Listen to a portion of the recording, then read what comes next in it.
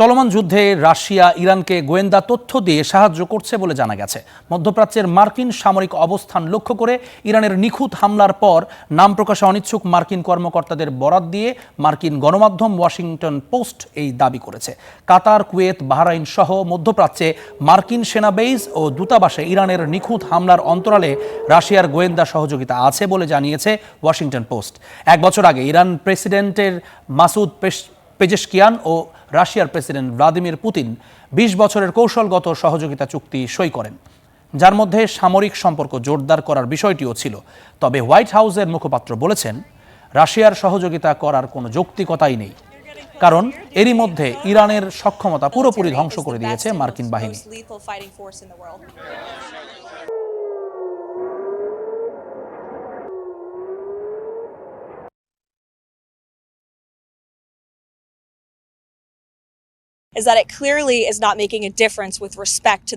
ইরানের সামরিক অভিযানের ক্ষেত্রে রাশিয়ার সহায়তা স্পষ্টতই কোনো পার্থক্য করছে না, কারণ আমরা ইরানকে সম্পূর্ণরূপে ধ্বংস করছি।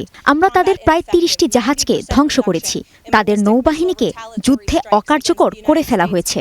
অবশ্যই আমরা এই অভিযানের সামরিক লক্ষ্য অর্জন করছি, এটি অব্যাহত থাকবে, কারণ যুক্তরাষ্ট্রের সামরিক বাহিনী বিশ্বের সেরা, সবচেয়ে মারাত্মক যুদ্ধবাহিনী। এই বিষয়গুলো নিয়ে আলোচনা করতে সরাসরি আমাদের সঙ্গে যোগ দিচ্ছেন মস্কো থেকে national research university higher school of economics রাশিয়ার আন্তর্জাতিক সম্পর্ক বিভাগের পিএইচডি গবেষক আবুল হাসান। আবুল হাসান, আপনাকে স্বাগত স্টুডিওতে। আমরা একটি খবরে সবশেষ যেটি দেখছিলাম যে রাশিয়ার যে গোয়েন্দা তথ্য সেটি সহায়তা করেছে ইরানকে। এটি তাদের গত বছর যে চুক্তিটি হয়েছিল বলা হচ্ছে, এবং সেই চুক্তির আওতায় গোয়েন্দা তথ্য দিয়ে সহায়তা করা হয়েছে ইরানকে। এটির আসলে বাস্তবতা কতটুকু আপনার কাছে মনে হয়, এটি কিভাবে ব্যাখ্যা করবেন? ধন্যবাদ আমাকে আহ্বান করার জন্য। এ বিষয়ে আসলে মার্কিন কর্মকর্তারা দাবি করছেন, বাট রাশিয়ার পক্ষ থেকে এখনো পর্যন্ত এ বিষয়ে কোনো কথা বলা হয়নি। তবে আপনি যদি দেখেন রাশিয়া এবং ইরানের যে সম্পর্ক দীর্ঘদিনের, স্পেশালি যে মিলিটারি, ইকোনমিক এবং আপনার এনার্জি যে রিলেশন, আসলে অনেক গভীর আর কি। স্পেশালি আপনার যে ড্রোন এবং এভিয়েশন এবং মিসাইল টেকনোলজির ক্ষেত্রে রাশিয়া এবং ইরান যৌথভাবে আসলে কাজ করে। এবং আপনি যদি এই বিষয়গুলো দেখেন, এই বিষয়গুলো সরাসরি যদিও ওনারা ক্রেমলিনের পক্ষ থেকে অভিযোগকে নাকচ করা হয়েছে এবং সত্যতার বিষয়ে বলা হয়নি, তবে আপনি রাশিয়ার ফরেন মিনিস্টার ল্যাভরভ উনি বলেছেন যে Russia will do everything to end this conflict, এবং ইউএস এবং ইসরায়েলের এই অ্যাগ্রেশন এগেনস্ট ইরানকে ইম্পসিবল করার জন্য যা করার দরকার সবগুলো করবে। এবং তারা পলিটিক্যাল এবং ডিপ্লোম্যাটিক সেটেলমেন্টের দিকে কথা বলছেন, এবং স্ট্রংলি তারা আসলে আয়াতুল্লাহ খামেনিকে অ্যাসাসিনেশনের জন্য নিন্দা জ্ঞাপন করেছেন, এবং তারা বলছেন যে আপনার একটা ফরেন অ্যাগ্রেশন এবং ললেস এবং ইন্টারন্যাশনাল আইনের সম্পূর্ণ ভায়োলেশন। আপনি যদি দেখেন যে বিষয়টা এত গুরুত্বপূর্ণ যে আপনার যে রাশিয়া ইরান আসলে acts as a bridge of the to the south, global south. তার মানে রাশিয়ার গ্লোবাল সাউথের ক্ষেত্রে ইরান একটা ব্রিজ হিসেবে কাজ করছে। সো এই সকল ক্ষেত্রে আসলে রাশিয়ার জন্য খুবই গুরুত্বপূর্ণ একটা বিষয়। তাছাড়া আপনি যদি দেখেন ইরানের যে রাশিয়া এবং ইরানের যে স্পেসিফিক দুইটা স্ট্র্যাটেজি, একটা হলো আপনার sanction busting and dollarisation strategy.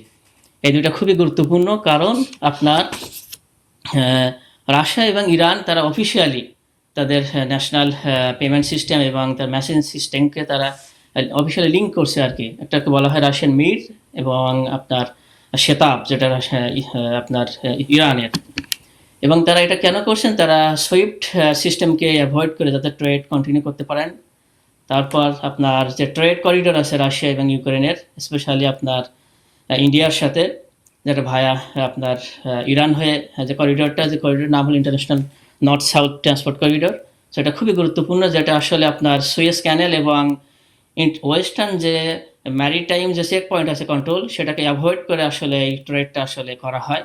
এটা জনাব আবুল হাসান, আমার একটা ছোট্ট প্রশ্ন আছে যে এই যে গোয়েন্দা তথ্যের যে পাল্টা সহায়তা, আমরা ইউক্রেন ওয়ারের সময় দেখেছিলাম মার্কিন যুক্তরাষ্ট্র ইউক্রেন যুদ্ধে ইউক্রেনকে এই ধরনের গোয়েন্দা তথ্য দিয়ে সহায়তা করেছে। এটি কি এক ধরনের প্রতিশোধতার তাহলে এর মস্কোর জন্য? জি জি, এটা হতে পারে, কারণ এটা এমনকি এখানে রাশিয়াতে আমরা যে সময় আমি যেহেতু ইন্টারন্যাশনাল রিলেশন, আমাদের টিচাররাই নিজেরাই বলছেন যে ইউক্রেনের ক্ষেত্রে দেখা যাচ্ছে রাশিয়া যে ইউক্রেনের যে ড্রোনগুলো আসলে রাশিয়ার ইনসাইডে আপনার প্রোটেক্ট করছে, তো সেখানে দেখা গেছে এখানে কিছু ইসরায়েলি টেকনোলজি ইউজ করা হয়েছে এবং আমেরিকান ওয়েস্টার্ন টেকনোলজি ইউজ করা হয়েছে। এ কারণে তারা স্ট্রংলি কন্ডেম করছে বিষয়গুলো। তো এটা এক ধরনের প্রতিশোধ হতে পারে, কারণ ইভেন আপনি যদি দেখেন যে রাশিয়ার স্পেশালি যে ইরানের সাথে যে ড্রোন যে ফ্যাক্টরি, ইভেন যেটা আসলে তাতারস্তানে বলা হয়, যদিও রাশিয়া এটাকে আপনার অফিসিয়ালি কোনো কিছু রেসপন্ড করেনি, বাট এটাকে বলা হয় তাতারস্তানে যে আপনার ড্রোন ফ্যাসিলিটিটা আছে, সেখানে আপনার ইরান এবং রাশিয়ার যৌথ সমন্বয়ে প্রজেক্টটা, বাট রাশিয়া কখনো এর অফিসিয়ালি এটা ডিক্লেয়ার করেনি যদিও। এবং সেখানে আপনার গত বছর এপ্রিলে, 2024 এপ্রিলে, আপনার 2nd of এপ্রিলে ইউক্রেন সেখানে আপনার ড্রোন অ্যাটাক করে। সো এই বিষয়গুলো একটা মোটামুটি একটা খুবই গুরুত্বপূর্ণ। আর এখানে আরো একটা বিষয় যেটা মনে করা হয় যে যদি রাশিয়া ইরানের উপরে, ইসরায়েল এবং ইরানের যে আক্রমণটা, এটাকে আপনার ওয়ান কাইন্ডস অফ রাশিয়ার বিরুদ্ধে প্রতিশোধ বলা হতে পারে। কারণ রাশিয়ার যদি আপনি কি একটা স্ট্রং যদি অ্যালায়েন্স ধরেন, তাহলে ইরান একটা অ্যালায়েন্স, এবং রাশিয়া এবং ইরানের ভিতরে একটা স্ট্রং মিলিটারি অ্যালায়েন্স আছে এবং এগ্রিমেন্ট আছে। যদি আপনি রাশিয়ার পরে যদি আক্রমণ হয়, তাহলে এটাকে আপনার ইরানের উপর আক্রমণ হিসেবে বিবেচনা করা হবে ওয়ান কাইন্ড অফ, এবং ইরানের উপর আক্রমণকে রাশিয়ার উপর ওয়ান কাইন্ড অফ আক্রমণ হিসেবে বিবেচনা করা হবে। সো আপনি এটাকে ওয়ান কাইন্ড অফ রিভেঞ্জ বলতে পারেন। ধন্যবাদ জনাব আবুল হাসান আমাদেরকে সময় দেওয়ার জন্য।